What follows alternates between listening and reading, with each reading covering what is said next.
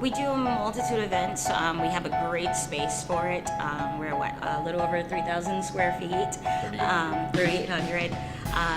Weekly events that we do, we have Tabletop Tuesday. We have this huge vault in the back that's full of tabletop and board games. We do that every week, the second and fourth week Tuesday of the month.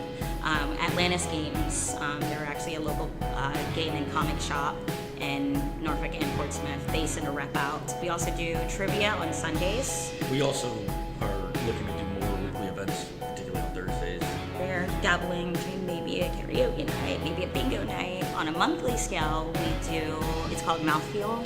It's a storytelling series that we do. It's the second Wednesday of each month. And it's a storytelling open mic, so people get to come out and either hear some really cool stories, or if they want to jump up on the mic and tell some really cool stories. We also do a monthly event of the test batch for anybody who wants to come learn how to make beer. And we do it with the local homebrew societies, so anybody can come in. It's free to participate. We teach you the basics.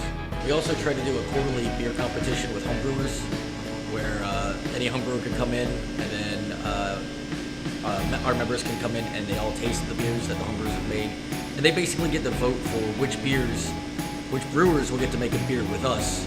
Currently we have 3 on tap, and we have 12 more in line to come over the next few months.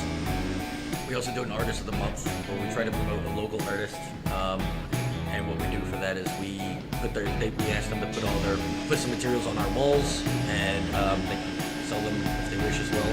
And then we have a night where people get to come out and actually meet the artist and listen to music and basically have a little party to celebrate art and work